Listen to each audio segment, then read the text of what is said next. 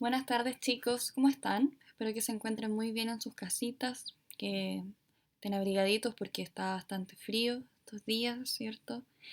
Em, Así que dicho esto, vamos a dar inicio a la clase para segundos medios de física. Recordarles nuevamente mi nombre es Nicole González y recordarles también mi correo electrónico para que ustedes me puedan enviar sus dudas, consultas, sus trabajos, todo lo que ustedes requieran, la verdad. La idea es que ustedes, ¿cierto? Recordar la importancia de enviar los trabajos porque son evaluados de alguna manera y ¿cierto? Ser conscientes de eso. Entonces, dicho esto, mi correo, recuerden que es ngonzalez@cmch.maristas.cl. Recuerden que González es con dos zetas, ya no va con S. Entonces lo repito nuevamente. Mi correo es ngonzalez, las dos con z, @cmch.maristas.cl. ¿Ya? Entonces vamos a dar inicio a la clase del día de hoy, que ya corresponde a la clase número 6 desde este formato de la radio. Y recuerden que desde la semana anterior que empezamos con una nueva unidad, ¿cierto? Esta nueva unidad es la unidad 2 que recibe como nombre el universo, ¿cierto?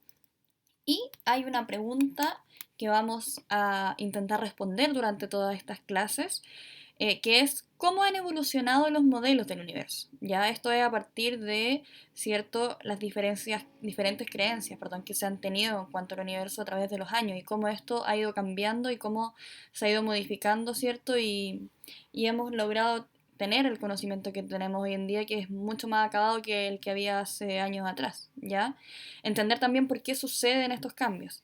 Y les voy a dar el objetivo de la clase de hoy, que es el mismo que la clase anterior, ya que vamos a trabajar por unas clases, que es demostrar que comprenden el conocimiento del universo, demostrar que comprenden que el conocimiento del universo cambia y aumenta a partir de nuevas evidencias usando modelos como el geocéntrico y el heliocéntrico, que estos son los que vimos en la clase anterior, ¿verdad? Y teorías como la del Big Bang, entre otros. Entonces vamos a comenzar la clase sin antes no recordar, o sea, sin antes eh, ¿cierto? Tener presente que necesitamos materiales básicos para comenzar la clase, ¿cierto? Estos son, como ya se los digo clase a clase, pero que es importante recordar, estar en un lugar cómodo, ¿cierto? Tener su cuaderno de física, su texto escolar de física, que lo pueden tener digital o en cierto físico, y su estuche con los materiales necesarios, que en este caso es lápiz, goma, ya, y lo que requieran ustedes, quizás destacador si quieren destacar algo, tomar apuntes, ¿ya? Entonces, vamos a dar inicio comenzando con lo que vimos en la clase anterior que se encuentra ubicado en la página 105. Ya les voy a dar un pequeño segundito para que se ubiquen ya en la página 105 para recordar brevemente qué es lo que vimos en la clase anterior. ¿Ya? Recordemos que la clase anterior era sobre, ¿cierto?, los modelos del universo, pero eran los primeros modelos que se estaban estableciendo. Entonces, a partir de esto, el primer modelo que nosotros revisamos en la clase anterior, ¿ya? Antes que esto, recuerden lo que era un modelo. ¿Ya? ¿Alguien recuerda lo que es un modelo? ¿Qué definimos nosotros como modelo? ¿Ya? Un modelo simplemente, chicos, es una representación, ¿ya? De un fenómeno. En este caso, por ejemplo, estoy, ¿cierto?, representando el universo con modelos para hacer más comprensible, ¿cierto?, este fenómeno. ¿Ya? Eso es lo que busca un modelo. Y el primer modelo realizado por Aristóteles fue uno, ¿cierto?, en el que en primer lugar tenemos que comprender y recordar que es un modelo basado en que la Tierra, ¿cierto?, era el centro del universo, es decir, era un modelo geocentrista, ¿ya? Y además nos dijo este sujeto que el universo se encontraba dividido en dos grandes regiones, ¿cierto? Aquello que estaba bajo la Luna, que es donde estaba ubicado, ¿cierto?, la Tierra y los otros planetas, incluido el Sol, y otro lugar que se denominaba como, eh, ¿cierto?, por encima de la Luna, que era llamado el supralunar, ¿ya? En este lugar se situaban, ¿cierto?, las estrellas, por ejemplo, ¿ya? Donde están todos los astros y de hecho este sitio, que era el supralunar, no cambiaba, se mantenía inalterable en el tiempo, ¿ya? Estas evidencias obviamente Aristóteles las tuvo solamente de observación directa y no contaba con un instrumento, por lo tanto era más que nada intuición, ¿ya? Y luego proviene el modelo geocéntrico de Ptolomeo, que básicamente toma los conceptos que había trabajado Aristóteles, nuevamente teniendo en consideración la Tierra como el centro del universo. También decía, ¿cierto?, que habían planetas, o sea, bueno, lo que hizo básicamente él fue describir más matemáticamente lo que había descrito Aristóteles. Y para esto él logró describir cómo cada planeta orbitaba sobre sí mismo y además cómo orbitaba alrededor de la Tierra. Ya, por lo tanto, fue describir básicamente estos movimientos lo que hizo Ptolomeo. ¿Ya? El problema de su complejo, o sea, de su modelo, perdón, era que era un poco complejo y no explicaba del todo el movimiento de los astros, ¿ya? Y finalmente vimos el modelo de Copérnico, que este ya era un poco más actual. Y este modelo entonces, un poco más moderno, ¿cierto? Cambia bastante en consideración con los demás, ya que no es geocentrista, es decir, no considera a la Tierra, el planeta Tierra, como el centro, sino que pone al Sol en el centro, ¿ya? Por lo tanto, en este modelo Copérnico lo que nos muestra es que el Sol, ¿cierto?, se sitúa en el centro del universo y los planetas se mueven en torno a él en órbitas circulares y eternas, ¿ya? Y además dice que las estrellas se mantenían fijas en el cielo y en la esfera más lejana, ¿ya? Esto se mantiene un poco ese pensamiento de que no se movían las estrellas, por ejemplo, ¿ya? El problema del modelo de Copérnico fue que las órbitas circulares presentaban ciertas diferencias con las observaciones, ¿ya? Por lo tanto, fue un avance muy grande el poder determinar que el Sol era en este caso el centro y no la Tierra, pero evidentemente su modelo aún seguía teniendo algunas deficiencias, ¿ya? En cuanto a lo que sabemos hasta el día de hoy, ¿ya? Entonces, vamos a pasar allá a lo que es la clase del día de hoy, que es la página 108, ¿ya? Entonces nos ubicamos en la página 108 para ya abordar un poco lo que vamos a tratar en esta clase, ¿ya? Básicamente es algo muy similar a la clase anterior, puesto que vamos a seguir viendo modelos, porque estamos, ¿cierto?, construyendo el camino, es decir, qué modelos se establecieron antes de poder llegar al modelo actual del universo, que es el que conocemos el día de hoy, ¿ya? Pero para esto es bastante importante que nosotros conozcamos la historia, ¿ya? Y a continuación lo que vamos a hacer va a ser revisar los principales hitos que contribuyeron al desarrollo del modelo actual del universo, ¿ya? Y para esto tenemos a varios personajes como eh, Tycho Brahe, Johannes Kepler, Galileo Galilei, tenemos también a Isaac Newton, Immanuel Kant y Albert Einstein, ¿ya? Entonces vamos a analizar cada uno de ellos qué fue lo que hizo, cuál fue su gran aporte para llegar al modelo actual que conocemos, ¿ya? Entonces, comenzando por el primero, que es el más antiguo, obviamente tenemos a Tycho Brahe, que según lo que dice nuestro texto, ¿cierto?, dice que realizó el registro más preciso hasta entonces de las posiciones del planeta, ¿ya? Él es un personaje bastante importante porque lo que él realizó es considerado como el más grande hecho observador del cielo en el periodo anterior a la invención del telescopio. Tenemos que entender que en ese entonces no había tantos ciertos recursos como se fueron desarrollando años después para poder hacer todo este tipo de investigaciones. Entonces, él diseñó sus propios instrumentos que le permitieron medir las posiciones de las estrellas y los planetas con una precisión muy superior al de la época, ¿ya? Y, de hecho, en 1572, él observó una nueva estrella, ¿ya?, en la constelación de Casiopea, y, de hecho, aquí les voy a leer un pequeño extracto de lo que él mismo dijo, ¿ya?, que fue: el día 11 de noviembre, después de ponerse el sol, estando contemplando el cielo, me di cuenta de la aparición de una nueva estrella, más brillante que las demás, situada casi directamente encima de mi cabeza. Como yo conocía casi de mi niñez, casi desde mi niñez, perfectamente las estrellas del cielo, sabía que nunca había habido en ese lugar estrella alguna, y menos de ese brillo tan intenso. Quedé tan extrañado que incluso dudé de mis sentidos, pero cuando vi que otras personas señalaban hacia la nueva estrella, me convencí de que realmente estaba allí. Entonces, chicos, como este extracto y lo que él menciona, que es algo bastante importante, sobre todo para la época, ¿cómo creen ustedes que impactó esto? qué cosas se sabían hasta ese entonces que hacen dudar quizás de los conocimientos que se tenían en ese entonces. ¿Ya? Básicamente, lo impactante fue que en esa época se pensaba que el cielo era inmutable, como lo habíamos dicho, ¿cierto?, en la clase anterior. ¿Qué quiere decir esto? Que a partir de la teoría aristotélica, de hecho, y que las estrellas nuevas de las que se tenían noticia histórica, ¿cierto?, eran inmutables, es decir, no, el cielo no cambiaba, no se agregaban cosas ni se quitaban cosas nuevas, era algo que se mantenía así, era casi como un dibujo, ¿ya?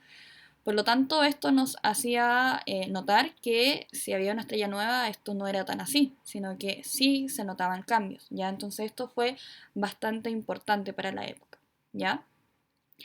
A partir de lo que observó este gran astrónomo, ¿cierto?, danés, aparece luego un nuevo instrumento, que es una sextante, que nosotros la podemos observar ahí en la página, ¿cierto?, 108, que es la que estamos analizando.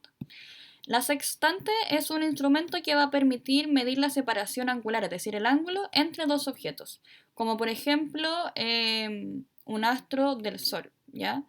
Por ejemplo, y el horizonte. Conociendo la elevación, por ejemplo, del Sol y la hora del día, se puede determinar la latitud a la que se encuentra el observador.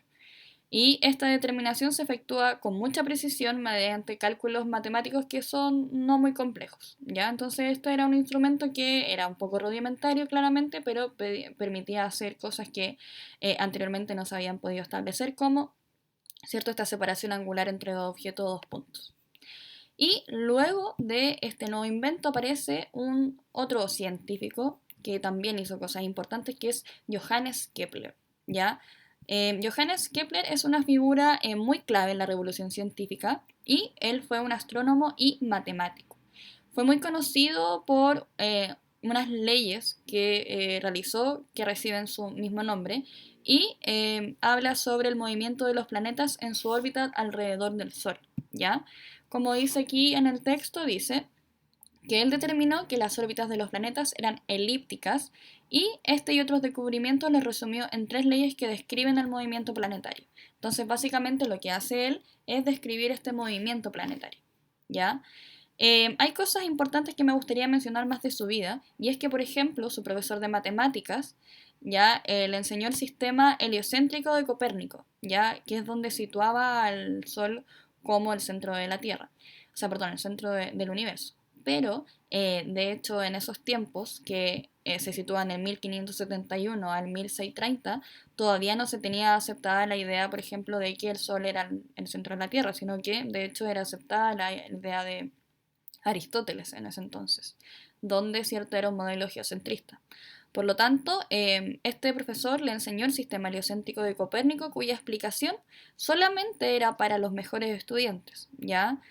Los otros estudiantes tomaban solamente como cierto el sistema geocéntrico de Ptolomeo, que afirmaba que la Tierra cierto era inmóvil y que ocupaba el centro del universo. Entonces, lo que hace Kepler marca un hito en la historia de la ciencia, ya que fue el primer astrónomo que intentó explicar los fenómenos de la naturaleza a través de la observación y de mediciones para elaborar modelos apropiados. Es decir, aquí ya no solamente era en base a la observación, sino que también midió cosas, ¿ya? Y consiguió describir brillantemente los movimientos de los planetas. Pero lo que sí él no supo hacer era explicar por qué se mueven alrededor del Sol, ¿ya? Y cuál es la causa de que mantenga sus órbitas, que es algo que hace posteriormente Isaac Newton. Pero la gran marca que dejó Kepler, ¿cierto?, fue dejar un poco atrás lo que eran estas observaciones más simples y empezar a utilizar mayores implementos más avanzados y situándonos ya en la idea de que estaba este modelo heliocéntrico tomando mucho más revuelo, ¿ya? Luego aparece un nuevo artefacto que lo podemos ver aquí, que es una esfera armilar. Si yo lo veo, de hecho, se parece como a la Tierra y se mueve. Eso no sé, yo creo que lo han visto alguna vez, en alguna película, en alguna serie, en algún lugar, es bastante común, ¿ya? Y básicamente la esfera armilar es un modelo, ¿ya? Reducido del cosmos desde la perspectiva terrestre, ¿ya? Es un instrumento astronómico que se utilizó en la antigüedad y Edad Media para determinar la posición de los cuerpos celestes, ¿ya? pero básicamente es un modelo, y eso es lo que tenemos que entender. Luego viene alguien bastante famoso, que es Galileo Galilei, que yo creo que más de ustedes ha escuchado de él antes, y fue un gran defensor del modelo heliocéntrico de Copérnico, ¿ya? Él, cierto, nació en el 1564 hasta el 1642 y como podemos ver nuevamente aparece esto de gran defensor del modelo heliocéntrico de Copérnico. ¿Por qué? Porque todavía en esa época no se tenía asumido, como habíamos dicho, que este era el modelo aceptado, sino que el modelo que realmente era, que no eran los planetas y el Sol el que orbitaba alrededor de la Tierra, sino que era alrededor del Sol, ¿cierto? Lo que hizo Galileo Galilei fue observar las fases del planeta Venus y descubrió que Júpiter era orbitado por 4 satélites, ¿ya? Galileo Galilei, les voy a contar un poco de su historia, y en 1609, se enteró de la invención de unos catalejos. De hecho, como podemos ver en la imagen, él tiene unas cosas en su mano que son de hecho catalejos, ¿ya? Es un instrumento que hacía que los objetos distantes parecieran estar más cerca. Y Galileo usó su conocimiento matemático y sus habilidades técnicas para mejorarlo y a partir de ese catalejo construir un telescopio, ¿ya? Más tarde, él y el mismo año se transformó en la primera persona en mirar la luna a través de un telescopio y hacer el primer descubrimiento astronómico, ¿ya? Hasta ese entonces todo lo que se había visto de la luna era lo mismo que podemos ver nosotros en el cielo, ¿ya? Pero es la primera vez que se utiliza un artefacto para poder mirar desde más cerca ¿cierto? Este cuerpo, ya que en este caso es la luna. Encontró que la luna no tenía un relieve suave, como se creía, ya que es lo que nosotros podemos ver a distancia, sino que poseía montañas y pozos, como en la Tierra, ¿cierto? Usó luego su recientemente creado telescopio para descubrir cuatro de las lunas que orbitan alrededor de Júpiter. Ya gracias a eso, evidentemente, nosotros podemos, por ejemplo, ver Júpiter en algunas épocas del año, en algunos años, no siempre, pero él, gracias a su telescopio, pudo observar Júpiter y además estas cuatro lunas, que evidentemente es imposible ver a simple vista, ¿ya? Y las observaciones de Galileo fortalecieron su creencia entonces en la teoría de Copérnico, por eso él es un gran defensor y, ¿cierto?, decía que él no era verdad la teoría del geocentrismo.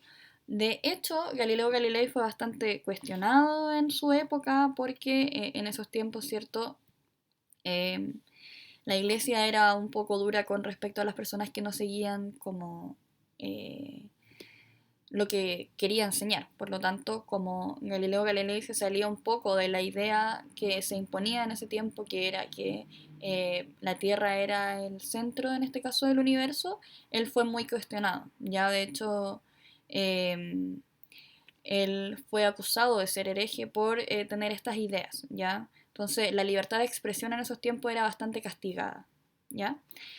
Entonces él propone nuevo y aparece este telescopio refractor que fue gracias, ¿cierto?, a sus inventos que él pudo realizarlo.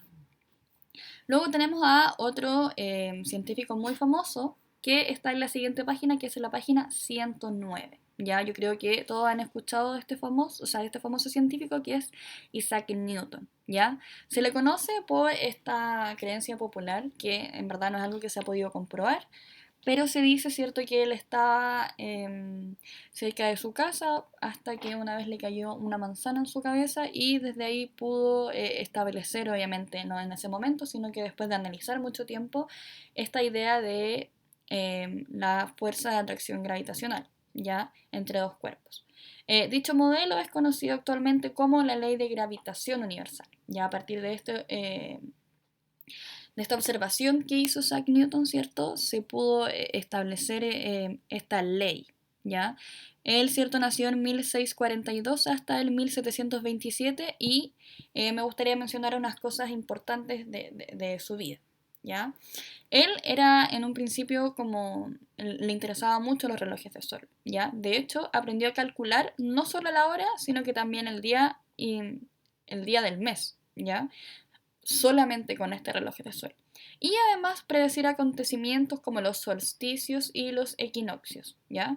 Incluso el viento lo fascinaba mucho y de hecho cuando él tenía 16 años y se alzó una gran tormenta en donde él vivía, mientras la gente buscaba refugio del viento, él lo que hizo fue realizar su primer experimento científico, ¿ya? Y primero saltó con el viento, luego contra él, comparando las distancias de los dos saltos, y fue capaz de estimar la fuerza del ventarrón. Entonces, él, ¿cierto? En esta circunstancia en la que todos, ¿cierto? Buscaríamos conscientemente refugio de esta tormenta, lo que él hizo básicamente fue aplicar sus conocimientos científicos e investigar, ¿ya? Y a partir de eso lograr, en este caso, estimar la fuerza de esta gran tormenta, ¿ya? Luego lo que hizo fue construir la primera versión funcional de un nuevo instrumento astronómico, que es el telescopio de reflexión, ¿ya? Que es de hecho como el que vemos en la imagen, porque antes teníamos el telescopio refractor y luego aparece el reflector, ¿ya? Entonces, lo que él hace es desarrollar una nueva y poderosa rama también de las matemáticas, que es la llamada cálculo, ya en ese tiempo no existía, y además, cierto, de efectuar el trabajo fundamental, que es la teoría de gravitación, ¿ya? Entonces, tenemos que ser conscientes que, claro, ellos también eran personas normales, por así decirlo, y que en base a lo que ellos fueron viviendo, ¿cierto?, se fueron dando cuenta de sucesos que en este caso marcaron la historia, ¿ya? Y luego tenemos a Immanuel Kant, ya en el año 1724 al 1804. Él propone la hipótesis nebular y lo que plantea en esta hipótesis es que el sistema solar se habría originado como producto de una condensación de una nube de gas y polvo cósmico. Ya lo que hace entonces es decir de dónde se origina el Sol, ¿ya? Y el sistema solar por ende. Entonces, me gustaría agregar también que él era un filósofo muy reconocido, además de, en este caso, científico. Y lo que él hizo fue buscar por encima de todo, enseñar al ser humano a pensar por sí mismo. Y es algo que les quiero transmitir a ustedes también, ¿ya? A que nosotros pensemos por nosotros mismos y a rechazar los dogmas de todo tipo, ¿ya? ¿Qué quiere decir esto? Que no aceptar todo porque, por ejemplo, yo como profesora les estoy diciendo algo y tienen que aceptarlo como realidad. Lo que ustedes tienen que hacer es también pensar por ustedes mismos, buscar nuevas ideas, buscar nueva información, siempre mantenerse, ¿cierto? Libres de pensamientos y no mantenerse con ideas fijas que quizás les imponen los demás, ¿ya?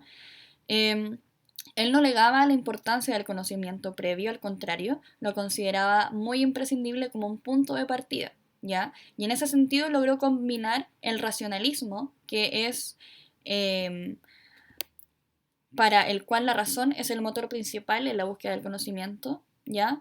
Con el empirismo, que es básicamente la experiencia y la evidencia que se puede comprobar, como caminos complementarios y no excluyentes. Por lo tanto, buscar una razón y además experimentarlo, ¿cierto? Es algo que se tiene que complementar para llegar a una verdad, ¿ya? Y de hecho, el pensamiento que tenía Kant, que se considera pensamiento kantiano, se convirtió en uno de los más influyentes de la época hasta el día de hoy, ¿ya? Un filósofo muy, muy importante. Entonces, eso me gustaría transmitirles, la importancia, chicos, siempre de pensar por ustedes mismos, nunca, como sobre todo en esta época que está tan común de, cierto, ver las redes sociales y creer todo lo que aparece allí, cuestionémonos un poco de dónde sacamos la información, cuestionémonos un poco la realidad que conocemos y seamos también capaces de comprender que toda la realidad que nosotros asumimos como 100% verídica probablemente el día de mañana no lo sea, porque es cierto los conocimientos y como lo hemos visto aquí, los artefactos, por ejemplo, van avanzando con el tiempo y cada vez podemos, cierto, investigar más cosas, llegar más lejos y tenemos que ser conscientes de eso, que va evolucionando el conocimiento en todo aspecto, y ahí sobre todo en las ciencias. Y finalmente llegamos al último científico que vamos a ver hoy, que es Albert Einstein. Yo creo que este sí o sí que todos lo conocen, hasta su cara les debe parecer conocida, ¿ya? Y él en 1870, o sea, él nació en 1879 y murió en 1955, es decir, ya es bastante más acercado a, ¿cierto? Nuestro año, estamos en el 2020, ¿cierto? No es tan alejado. Presentó su teoría general de la relatividad y con ella propuso, entre otras cosas, que los cuerpos de gran masa, como una estrella o una galaxia, curvan el espacio-tiempo a su alrededor, ¿ya? Y me gustaría agregar algo brevemente, que es que en 1916 Einstein, ¿cierto?, publicó esta teoría de la relatividad y en esta teoría conectaba la gravedad, la aceleración y el espacio-tiempo, ya que son 4 dimensiones, y con esta teoría pudo dar cuenta de las variaciones en los movimientos orbitales de los planetas, ya, es decir, pudo ver cómo orbitaban cada planeta, cómo variaba esta órbita, ¿ya?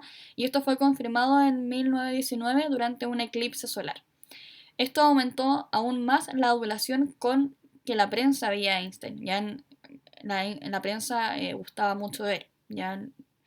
Y él además recibió el Premio Nobel de Física en 1921 por su trabajo del efecto fotoeléctrico. ¿Ya? Lo que proponía ese trabajo era que la luz estaba constituida de partículas llamadas fotones, que en esos tiempos no se conocía. ¿Ya? Y Einstein, por lo tanto, más tarde propone que la energía que contiene un fotón es proporcional a la frecuencia de la radiación. Finalmente, ¿cierto? Einstein no solo fue un científico, y también es importante mencionar este tipo de cosas, ya que también fue un gran activista social y humanista, ¿ya? Se pronunció en contra de el involucramiento de Alemania en la Primera Guerra Mundial, ¿ya? Es decir, él quería evitar a toda costa esto. Y hubo también una creciente crítica a su trabajo por cientos de alemanes en base a esto mismo, y que además él sentía que era muy criticado por el hecho de ser judío, ¿ya? Entonces tenemos que entender que en esa época igual no se tenía la misma libertad que se tiene hasta el día de hoy. De hecho, en el día de hoy aún así tenemos algunas limitaciones de libertad, pero no son nada en comparación a lo que era antes. Entonces debemos considerarnos afortunados de vivir en una época donde hay una gran libertad, ¿ya? Entonces, a partir de lo que revisamos hoy, la tarea que les voy a dejar va a ser responder a las preguntas de la página 108 y 109, ¿ya? Entonces, las preguntas son las que podemos observar en dichas páginas y dicen la 1, dice eso sí que sean parejas, pero evidentemente son individuales en este formato que estamos haciendo las clases, ¿cierto? Y la primera es cómo explicaría que cierto modelo del cosmos se instala en una época y momento histórico determinado, ¿ya? Es decir, explicar por qué se hizo ese modelo en ese periodo, no antes, no después, qué habrá pasado, y fundamentar, ¿ya? No decir porque, bueno, porque sí, porque, sino que dar una explicación más allá, un poco más detallada, ¿ya? Entonces, ojo con eso, cuando ustedes explican algo tienen que ser lo más... Eh, explayarse lo más posible, es decir, dar en la mayor cantidad de detalles, ¿ya? Y responder las preguntas de la página 109, que dice, ¿qué pensadores o científicos agregarías a la línea de tiempo y por qué? ¿Ya? Es decir, ahí ustedes tienen que investigar un poco qué científicos también son importantes en esta época, o quizás antes, o quizás después, y por qué los agregaría, ¿ya? O quizás entre medio. Y la última pregunta es, ¿de qué manera el desarrollo tecnológico de los instrumentos de observación astronómica posibilitaron la evolución de los modelos del universo? ¿Ya? Es decir, cómo los objetos como el telescopio, como cierto, la sextante, la esfera armilar y el telescopio refractor, que son los artefactos que pudimos ver en esta línea de tiempo, afectaron para llegar a establecer los distintos modelos en las épocas que se estableció y explicar el porqué, ¿ya? Entonces la tarea de hoy es responder a estas 3 preguntas que están entre la página 108 y 109 del texto escolar.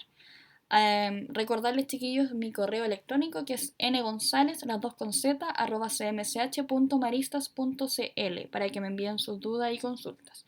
Y por último, me gustaría agregar que hay una página bastante interesante que es para que ustedes puedan conocer un poco más del universo, ¿ya? Donde aparece mucha información, y es de la NASA, de hecho, de la Tierra, del Sol, del Sistema Solar, el universo, ¿ya? Se las voy a dar, que es spaceplace.nasa.gov. Se lo voy a deletrear para que lo puedan anotar, ¿ya? Es SPACEPLACE,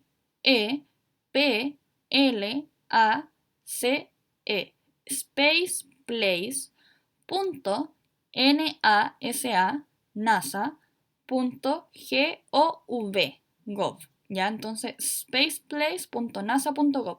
Se lo recomiendo escribirlo en el buscador de Google y luego buscarlo, porque si se equivocaron en alguna palabra, rápidamente Google lo detecta y los puede redirigir a la página correcta, ¿ya? Así que eso, recuerden que esta era la clase número 6. Cualquier duda consulta mi correo y espero que esté muy bien. Les mando un abrazo muy muy grande y nos vemos esta otra semana. Adiós.